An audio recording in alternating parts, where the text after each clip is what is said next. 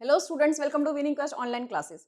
आज हम यहाँ पे history chapter 7 Vijayanagar and imperial city, जिसमें हमने हाफ चैप्टर पिछली वीडियो में हम लोगों ने डिस्कस कर लिया था। आई होप आप सबको समझ में आ गया होगा। बाकी का जो हमारे हाफ चैप्टर रह गए थे वहाँ यहाँ पे हम डिस्कस करेंगे। तो जिसमें मैं पहले बता दूं कि आज हम इस चैप्टर में क्या क्या इंपॉर्टेंट चीज़ों को यहाँ पे डिस्कस करने वाले हैं। सबसे पहले यहाँ के जो वाटर मैनेजमेंट है, वाटर रिसोर्सेज के बारे में बात करेंगे, फोर्टिफिकेशन के बारे में बात करेंगे, विजयनगर के रोड्स के बारे में बात करेंगे, वहाँ पे के अर्बन कोर, रॉयल्स जो सेंटर्स है, टेम्पल्स है, इन सब चीज़ों के बारे में वहाँ पे बात करेंगे। क्योंकि ये सारे चीज़ क्या है कि विजयनगर को अगर समझना होगा तो वहाँ के वाटर रिसोर्सेज, वहाँ की फोर्टिफिकेशन, वहाँ के टेम्पल्स, ये सारी जो चीज़ें बहुत ही इंपॉर्टेंट है। तो चलिए एक एक करके पहले हम समझते हैं। तो सबसे पहले हम बात करते हैं वाटर रिसोर्स की। तो हमने पढ़ा था विजयनगर की जो लोकेशन है, बेसिकली उसके पास दो रिवर बहती थी, तुंगभद्रा और कृष्णा नदी। तो विजयनगर में जो बेसिकली जो पानी आता है वो तुंगभद्रा रिवर से आता है, और इसीलिए विजयनगर में कभी भी पानी की कोई दिक्कत ही नहीं हुई। तो हम बात करते हैं जो विजयनगर में जो है तुंगभद्रा रिवर से जो पानी आता है, वहाँ पे नेचुरली एक वाटर बेसिन बनता है, जिसके कारण वहाँ पे जो पानी की कभी कोई दिक्कत नहीं रही। और उससे मतलब और ये वहाँ वहाँ के जो पहाड़ियाँ है, उस पहाड़ियों से बहुत सारे छोटे छोटे जलधाराएं निकलती है, जिसे वाटर स्ट्रीम्स कहते हैं। और लगभग सभी वहाँ जो वाटर स्ट्रीम्स है उसको बांध कर, एम्बांकमेंट बनाकर, डिफरेंट डिफरेंट साइज ऑफ जो रेसरवॉयर है वहाँ पे पानी को स्टोर करा गया है, पानी को जमा किया गया है। और सबसे इम्पॉर्टेंट उसमें से जो टैंक है, एक टैंक आपको याद रखना है, कमलापुरम टैंक। ये जो टैंक है बहुत ही इंपॉर्टेंट है, क्योंकि इस वो जो भी टैंक में जो पानी स्टोर होता था, ना केवल आसपास के एरिया को इरिगेट करने के लिए यूज किया जाता था, बल्कि वहां पर क्या था कि जो भी उस मतलब वाटर टैंक के थ्रू अब डिफरेंट डिफरेंट केनाल बने हुए थे, उस केनाल सिस्टम के थ्रू वहां पे जो रॉयल सेंटर थे वहां पे भी पानी ले जाया जाता था। इसके अलावा हम बात करें, वहां पे जो एक इम्पॉर्टेंट है हीरिया केनाल। जो हीरिया केनाल है, वो वहाँ पे जो पानी आता है वो तुंगभद्रा रिवर है, वहाँ पे जो बांध बने हुए उसी से पानी यहाँ पर आता है। और इसकी विशेषता ये है बेसिकली कि यहाँ पे इस हीरिया से जो केनाल है, वहाँ पे जो पानी आता है, आपको पता है वहाँ पे जो अर्बन सेंटर है और जो कोर सेंटर है, उन दोनों को जो भी मतलब अलग अलग एरिया को जो डिवाइड करता है, उसके बीच में जो घाटी जाती है, उस घाटी को भी पानी बेसिकली इसी केनाल सिस्टम से मिलता है। और यहाँ पे कहते हैं कि जो हीरिया केनाल है, बेसिकली जो फर्स्ट यहाँ पे डायनेसिटी थी, संगम डायनेसिटी के द्वारा बनाया गया है, ऐसा मतलब देखने में लोगों को पता चला है। तो यहाँ पे आपको दो तीन चीजें वाटर मैनेजमेंट के लिए आपको याद रखना है कि सबसे पहले विजयनगर में वाटर कहाँ से आता था, तुंगभद्रा रिवर से आता था, वहाँ पे नेचुरल वाटर बेसिन बना हुआ है, और कमलापुरम टैंक जो है वो इम्पॉर्टेंट है, और हीरिया कैनाल है। ये सब चीज़ें आपको बेसिकली याद रखना है।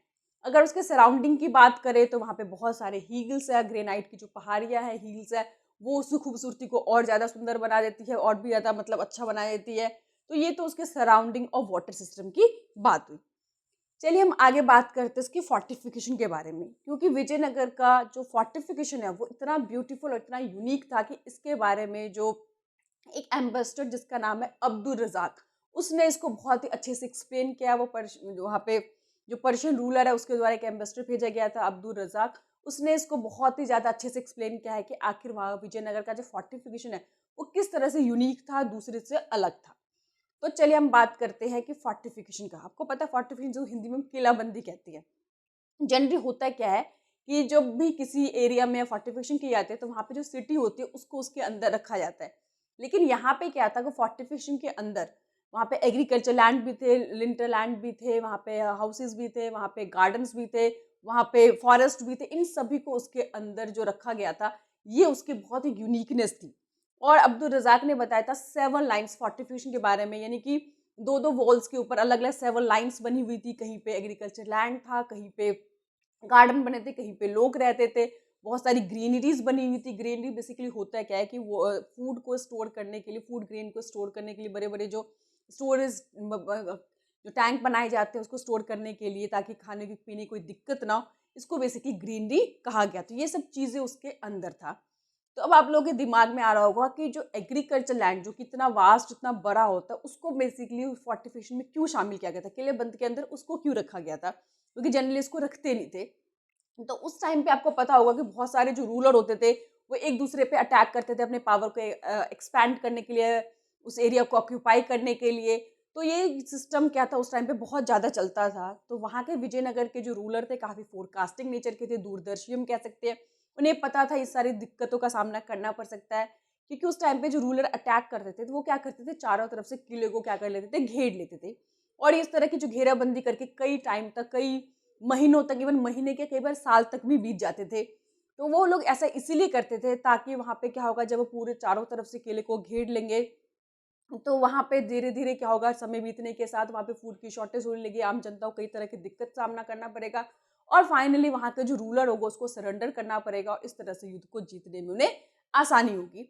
लेकिन वहाँ के रूलर को पता था कि ये सारी जो समस्या है वो हो सकती है, इसीलिए उन्होंने एग्रीकल्चर लैंड को, फॉरेस्ट को, ग्रेनरीज का सिस्टम बना रखा था कि अगर कोई राजा उस पे अटैक करके वहाँ पे किला बंद कर लेते हैं या घेराबंदी कर लेते हैं, तो वहाँ पे रेगुलर उनको वाटर सप्लाई, फूड सप्लाई सभी चीज़ें नॉर्मली चलता रहे।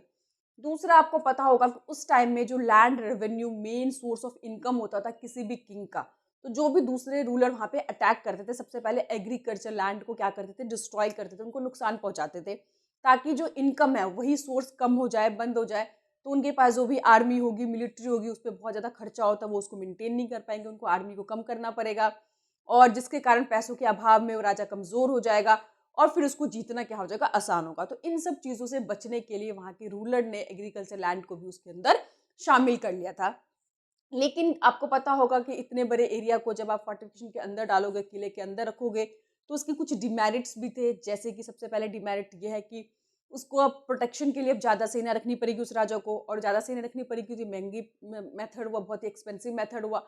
बट हमने पढ़ा था जो विजयनगर था काफ़ी प्रॉस्पेरियस था, काफ़ी अमीर राज्य में से आता था। वहाँ के राजा के पास पैसों कोई दिक्कत नहीं थी। तो इसीलिए इस तरह की कोई दिक्कत का सामना किसी भी रूलर को नहीं करना पड़ा। तो यहाँ पे हमने वाटर रिसोर्सेज पढ़ लिया, फोर्टिफिकेशन पढ़ लिया। कई बार क्वेश्चन भी आते हैं कि फोर्टिफिकेशन के अंदर एग्रीकल्चर लैंड को क्यों शामिल किया गया, उससे लाभ क्या थे, उससे डिमेरिट्स क्या थे। तो यहाँ तक हमने पढ़ लिया है। अब हम थोड़ा-सा 1-2 लाइन रोड के बारे में पढ़ लेते हैं। क्योंकि विजयनगर के जो रोड और फोर्टिफिकेशन थे वो बहुत ही यूनिक थे, बहुत ही मतलब उस टाइम के हिसाब से देखें तो काफ़ी एडवांस थे। तो विजयनगर के जो सड़कें थी बेसिकली जो पहाड़ों से हटाकर घाटियों के बीच-बीच में से बनाई गई थी और सबसे ज़्यादा जो मतलब रोड सिस्टम की बात करें तो मंदिरों के बाहर जो एंट्रेंस बहुत सुंदर जो बड़े-बड़े रोड बने हुए थे और रोड के दोनों तरफ क्या होते थे मार्केट लगे होते ताकि वो सड़कों की जो रौनक थी बहुत ज़्यादा बढ़ जाती थी। तो सड़कें भी उस टाइम पे बहुत ही ज़्यादा फाइन थे, बहुत ही अच्छे बने हुए थे बनाने के सिस्टम क्योंकि बहुत ज़्यादा पहाड़ियाँ थी, पहाड़ियों को बचा-बचा किस तरह से अलग-अलग घाटियों से उन्होंने सड़कें को निकाला हुआ था ताकि ठीक तरह से जो सड़कों पे आने-जाने में किसी तरह कोई दिक्कत का सामना ना करना पड़े। तो चलिए हम आगे इसके बारे में बात करते हैं। हमारे ये तो टॉपिक हमारा हो गया तो अब हम बात करते हैं अर्बन कोर के बारे में, ठीक है? तो अर्बन कोर मतलब जो मेन जिसे हम बोलते हैं सेंटर बोलते हैं। तो यहाँ पे होता क्या था कि जब बहुत सारे लोगों ने आर्कियोलॉजिस्ट ने वहाँ पे जो रिमेन्स देखे उस रिमेन में जो चीनी मिट्टी के रिमेन्स मिले हैं। ये बेसिकली क्या दिखाता है कि यहाँ पे जो ट्रेडर्स रहते होंगे वो काफ़ी अच्छे अमीर ट्रेडर्स रहते होंगे क्योंकि जिस तरह के बर्तन उनको देखने को मिले हैं और वहाँ पे बहुत सारे जो मॉस्क टॉम्ब्स मिले हैं। तो मैंने पहले ही बताया था कि जो विजयनगर है उसमें different culture, different religious, different language के लोग रहते हैं। तो वहाँ पे मंदिरों के भी रिमेन्स मिले हैं, मस्जिदों के भी मिले हैं और साथ ही साथ वहाँ पे जो उस अर्बन कोर के अंदर जो वाटर सिस्टम था उसमें टैंक बने हुए थे, कुएँ बने हुए थे, जो भी सैक्रेड प्लेसेस पे ताकि आम जो लोग हैं उसके आने वाले जो लोग हैं उसके रोड से आने जाने वाले लोगों को पानी आराम से मिलता रहे। तो ये सब सिस्टम जो था कोर सेंटर की हम कह सकते हैं कि वहाँ पे अमीर लोग रहते थे, अच्छे ट्रेडर्स थे, वहाँ पे मंदिर मस्जिद दोनों के रिमेन्स मिले हैं।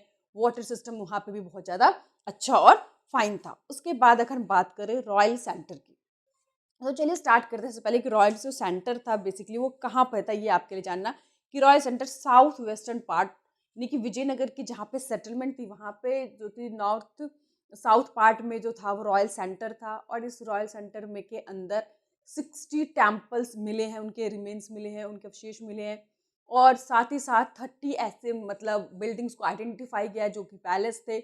उस एनक्लोजर के अंदर सबसे बड़ा जो जगह था एक मिला था वो किंग्स पैलेस, राजा का महल।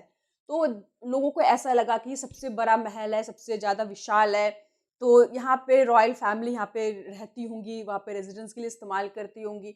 बट कहीं पे भी ऐसा कुछ अभी तक कोई प्रूफ नहीं मिला कि वहाँ पे वही लोग रहते होंगे।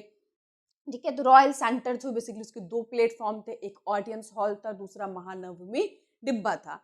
तो ऑडियंस हॉल जो था बहुत ही ज़्यादा, उसके जो प्लेटफ़ॉर्म बहुत ही ऊँचे-ऊँचे बने हुए थे। एक रेगुलर इंटरवल्स पे जो वुडन पिलर्स लगे हुए थे, ऊपर जाने के लिए स्टेयरकेसेस लगे हुए थे। यानी कि ये सब चीज़ें आज के टाइम में तो कोई इतनी बड़ी चीज़ नहीं, क्योंकि उस टाइम में जब भी टेक्नोलॉजी इतनी एडवांस नहीं थी, उस टाइम पे भी उन्होंने किस तरह से कंस्ट्रक्शन किए हुए थे, वो बेसिकली यहाँ पे आपको बताने की कोशिश किया जा रहा है। और दूसरा प्लेटफ़ॉर्म था महानवमी डिब्बा। ये भी बहुत ऊँचाई पे बनी हुई थी। अगर बेस से बात करें, बेस से 11,000 स्क्वायर फीट ऊँचाई पे बनी हुई थी, और उसकी जो टोटल हाइट थी 40 फीट ऊँचा बना हुआ था। तो ये सब महानवमी डिब्बा, ये सब रॉयल सेंटर के अंदर मिले थे। और भी रॉयल सेंटर में 2 चीज़ें और इम्पोर्टेंट थी। एक था लोटस महल। ये लोटस महल क्या था कि जब आर्कियोलॉजिस्ट ने इन पे पता लगाया, तो पता चला है कि ये जो महल था बेसिकली, जो राजा थे यहाँ पे एडवाइज़र्स, यानी कि यहाँ पे एक मीटिंग होती हुई, राजा को कोई भी बड़ा डिसीज़न लेना होता होगा, तो वो बहुत सारे लोग जो उनके मिनिस्टर होंगे, जो भी उनके एडवाइज़र होंगे, उन सब से वो क्या करते होंगे, उनसे सलाह-मशवरा करते होंगे, वहाँ पे डिसीज़न्स लेते होंगे। तो कहीं न कहीं ये दिखाता है कि राजा इतना पावरफुल होते हुए भी, जो बड़े-बड़े डिसीज़न में वो अकेले नहीं, बल्कि अपने जो मिनिस्टर होते, अपने जो भी उनके कंसल्टेंट होते थे, उन सबसे सलाह मशवरा करके, उनसे एडवाइस लेके फिर वो किसी भी मेन डिसीजन में रोल करते थे। उसके बाद एक और जो टेम्पल मिला है, वो राम हज़ारा टेम्पल, हज़ारा रामा टेम्पल। ये भी जो टेम्पल था, कहते हैं कि यहाँ पे बेसिकली जो राजा थे या राजा की फैमिली थी, वो लोग यहाँ पे मेनली पूजा करने के लिए इस टेम्पल का इस्तेमाल करते होंगे। तो जो रॉयल सेंटर है, उनमें से हमें बहुत सारी बिल्डिंग्स मिली, बहुत सारे 60 टेम्पल्स मिले। उसके बाद हमने पढ़ा कि जो किंग का जो पैलेस था, वो सबसे जो बड़ा था, लेकिन वहाँ पे रेजिडेंस के कोई प्रूफ नहीं मिले। उसके बाद हमने पढ़ा यहाँ पे कमल, जो लोटस महल का क्या रोल था, वो जो टेम्पल था, जो राजा जिसमें अपने और अपनी फैमिली जिसमें पूजा करती थी। तो ये सारे जो चीज़ें हैं बेसिकली रॉयल सेंटर की, राजा घराने, राजा के जो थे अलग अलग किस नाम के लिए, हमने ये सारे पढ़े ना कि बहुत सारे जो हमें टेम्पल्स मिले हैं, बहुत सारे जो हमें पैलेसेस मिले, उनके किसी ना किसी के नाम देखा आपने कि किंग का पैलेस, लोटस लोटस महल, ये इस टेम्पल का नाम। तो यहाँ पे बेसिकली हर एक टेम्पल था या जो भी एक बिल्डिंग थी, सबका एक पर्टिकुलर एक नाम था और अलग अलग पर्पस के लिए उसको यूज़ किया जाता था। तो चलिए हम उसकी बात करते हैं कि वहाँ के जो फेस्टिवल थे, वो भी बहुत इम्पोर्टेंट थे। उस फेस्टिवल में सबसे पहले नाम आता है महानवमी का। ठीक है। अब किसी के बारे में हमें जानना हो, तो हमने उसके सेंटर्स पढ़ लिए कि कहाँ पे रॉयल सेंटर थे, हमने उसकी वाटर रिसोर्सेज पढ़ लिए, हमने उसकी फोर्टिफिकेशन के बारे में पढ़ लिया। तो अब हम यहाँ पे उनके फेस्टिवल के बारे में पढ़ रहे हैं कि वो किस तरह के उनके कल्चर थे, क्या फेस्टिवल सेलिब्रेट करते थे, किस तरह का उनका फेस्टिवल मनाने का तरीका होता है। तो हम बात करते हैं यहाँ पे महानवमी जो फेस्टिवल था, विजयनगर का बहुत ही फेमस फेस्टिवल था। ये फेस्टिवल बहुत ही लोग उत्साह के साथ बहुत ही ज़्यादा इंजॉय करते थे इस फेस्टिवल में। और ये महानवमी मतलब बेसिकली कि ग्रेट 9 डे, यानी जो 9 दिन होता था, बहुत ही ज़्यादा महान मानते थे, बहुत पवित्र मानते थे इस पूरे 9 दिन को। आज भी आपको पता है कि हमारे इंडिया में मनाया जाता है, कहीं पे इसको दशहरा कहते हैं, जैसे बंगाल के अंदर दुर्गा पूजा के नाम से जाना जाता है, कहीं पे दशहरा के नाम से जाना जाता है, कहीं पे महानवमी के नाम से जाना जाता है। बट बेसिकली है वही, जिसे दुर्गा पूजा के नाम से हम लोग कहते हैं। तो अलग अलग देश में अलग अलग अलग देश के अलग अलग हिस्सों में इसको अलग अलग नाम से जाना जाता है। लेकिन ये बेसिकली 9 दिन चलने वाला, जिसको हम कहते हैं, जो दुर्गा माता का पूजा होता है, वही ये महानवमी का पर्व है। अब ये जो फेस्टिवल होता है, इस फेस्टिवल के माध्यम से जो राजा लोग होते थे, उनको अपने पावर प्रेस्टीज दिखाने का मौका मिलता था। यानी कि ये जो फेस्टिवल जितना ग्रैंड होगा, जितना विशाल होगा, जितने बड़े लेवल पे ऑर्गेनाइज किया जाएगा, वो राजा को उतना ज़्यादा पावरफुल होगा, उसकी प्रेस्टीज, ये सब दिखाने का उसको मौका मिलता था। इस फेस्टिवल में होता क्या था कि जो भगवान होते थे, उनको मूर्तियाँ स्थापित की जाती थी, पूजा होता था, और जो स्टेट के हॉर्स होते थे, उनको पूजा किया जाता था, और जो बफेलो और दूसरे एनिमल होते थे, उनको सैक्रिफाइस यानी कि बलि दी जाती थी।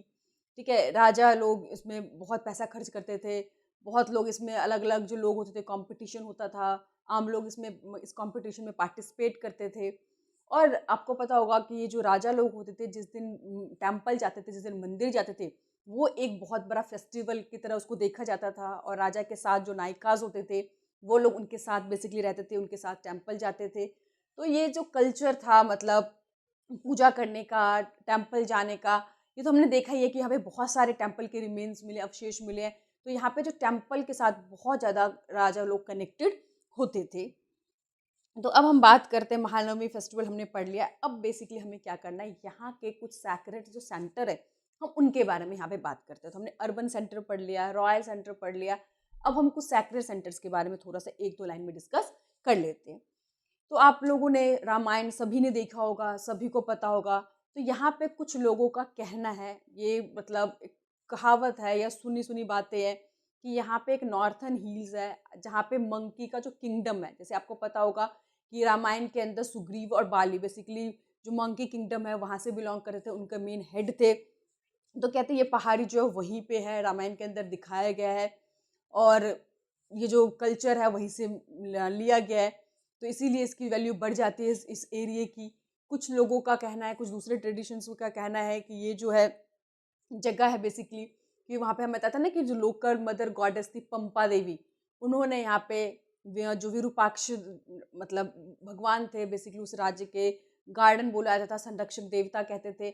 उनके साथ शादी करने के लिए बहुत ज़्यादा उन्होंने तप किया, बहुत पूजा पाठ किया और जो विरूपाक्ष जो भगवान थे बेसिकली शिव के ही फॉर्म थे। तो ये अलग-अलग लोगों की अपनी-अपनी अलग-अलग स्टोरी थी इस एरिया से रिलेटेड। तो चलिए आगे बढ़ते हैं, हम टेम्पल की बात करते हैं। अगर विजयनगर की बात करें और उसके टेम्पल की बात ना करें तो ये चीज़ क्या हो जाएगा, इनकम्प्लीट विजयनगर का टॉपिक रह जाएगा। क्योंकि विजयनगर में आपने देखे कि रॉयल सेंटर के अंदर टोटल 7 टेम्पल मिले थे और वहाँ पे हिंदू, मुस्लिम सभी कल्चर के लोग रहते थे, इसलिए इसको मॉस्क्यू भी मिले थे बहुत। लेकिन जो टेम्पल था वो उसकी यूनिकनेस क्या थी कि जो राजा लोग होते थे टेम्पल के लिए बहुत डोनेट करते थे, ग्रांट्स देते थे, लैंड देते थे, क्योंकि ये लोग कई बार ऐसा क्लेम करते थे कि ये जो वहाँ के जो मेन देवता थे विरूपाक्ष गॉड थे, तो मानते थे कि ये लोग उनके बिहाफ में क्या कर रहे हैं, रूल कर रहे हैं। और कई जगह पे देखा गया है कि जो भी रॉयल ऑर्डर होते थे वहाँ पे जो सिग्नेचर होता था वो श्री विरूपाक्ष से सिग्नेचर किया गया है। कन्नड़ स्क्रिप्ट के अंदर आप देखने को तो मिलेगा आपको। यानी कि वो ऐसा क्लेम करते थे कि वो लोग डायरेक्ट भगवान ना आकर भगवान के बिहाफ में वो क्या कर रहे हैं, रूल कर रहे हैं, ताकि वो आम लोगों के साथ ज़्यादा कनेक्ट हो सके। उनकी बातों को हर कोई ज़्यादा माने, हर कोई उनको फॉलो करे, अपनी पॉपुलैरिटी को दिखाने के लिए, अपने पावर को ज़्यादा दिखाने के लिए वो इस तरह की क्लेम कई बार करते थे। मंदिरों के ऊपर जो राजा ने बहुत पैसे खर्च किए थे, बहुत डोनेट किया, बहुत ग्रांट्स दिए। और उस टाइम पे आपको पता है इनसे पहले जो चोला रूलर्स थे उन्होंने एक से एक सुंदर मंदिर बनाए थे, बहुत ज़्यादा टेम्पल सुंदर बनाए थे। तो इस टाइम के जो रूलर्स थे, जो बेसिकली जो रॉय जिन्हें हमने कहा था ना कि यहाँ पे विजयनगर में जो भी रूलर होता था उनको रॉय का टाइटल दिया जाता था। तो यहाँ पे जो बड़े बड़े राजा बने हैं उन राजाओं ने क्या करा कि बहुत ज़्यादा मतलब जो गोपुरम हम कह सकते हैं कि उन्होंने बहुत बनाए। गोपुरम बेसिकली जो रॉयल एंट्रेंस कह सकते हैं कि मंदिर से भी ज़्यादा सुंदर जो एंट्रेंस है वो बहुत सुंदर थी। मंडप की बात करें, गोपुरम की बात करें, पिलर जो थे बहुत सुंदर बने थे, उस पे जो नक्काशी की गई थी वो सब चीज़ें बहुत यूनिक थी। टेम्पल की जो खूबसूरती थी बहुत ज़्यादा थी वहाँ पे। और एक और टेम्पल जो कृष्णदेव रॉय जो विरूपाक्ष टेम्पल था उसके सामने ही उन्होंने क्या बनाया था, एक हॉल बनाया था। इस हॉल के अंदर बहुत सारे डिफरेंट डिफरेंट फंक्शन परफॉर्म किए जाते थे। यानी कि कुछ जगहों पर भगवान के टेम्पल लगे हुए थे, भगवान के मंदिर बने हुए थे। कुछ जगहों पर क्या था बेसिकली कि डांस के लिए, म्यूजिक के लिए, ड्रामा के लिए उस हॉल को यूज़ करते थे। वहाँ पे जितने भी भगवान होते थे वहाँ पे उस टाइम पे उनकी जो एनिवर्सरी, उनकी जो मैरिजेस है वो सारे जो रिचुअल्स वहाँ पे परफॉर्म किए जाते थे। तो इस तरह से जो राजा लोग उन्होंने दिल खोल कर बेसिकली टेम्पल के लिए दान दिया, ताकि वो चाहते थे कि टेम्पल के साथ, भगवान के साथ वो अपनी ज़्यादा से ज़्यादा कनेक्शन दिखा पाए। और आने वाले जो हिस्ट्री होगी इतिहास में, जो राजा जितना ज़्यादा टेम्पल बनाएगा, जितना ज़्यादा डोनेट करेगा, ठीक है, उनके आने वाली जो फैमिली होगी उनको इसके लिए याद किया जाएगा, उनके डायनेस्टी को याद किया जाएगा। इन सब चीज़ों के लिए राजा ने इनके ऊपर काफ़ी ज़्यादा ध्यान दिया था। तो ये बेसिकली हमारा विजयनगर एम्पायर का चैप्टर था। ये चैप्टर और हमारा टॉपिक दोनों ही खत्म होता है। तो आपको इसके अंदर क्या-क्या इम्पोर्टेंट है वो चीज़ें आपको याद रखनी है। एक तो रॉयल पैलेस आपको अच्छे से करना है, फोर्टिफिकेशन अच्छे से करना है, वहाँ के टेम्पल्स के बारे में अच्छे से पढ़ना है और वाटर रिसोर्सेज, ये 4 चीज़ें जो हैं आपको बहुत ध्यान से, बहुत ही ज़्यादा अच्छे से आपको पढ़ना है। आई होप आप सबको बहुत आराम से समझ में आएगा। बाकी आपको कोई भी दिक्कत हो, कोई भी क्वेश्चन हो, आप लोग कमेंट करके मुझसे पूछ सकते हैं। मैं उसका ज़रूर रिप्लाई करूँगी ताकि आप लोगों को पढ़ाई में आसानी हो सके। तो यहीं पे हमारा चैप्टर टॉपिक दोनों खत्म होता है। Thank you.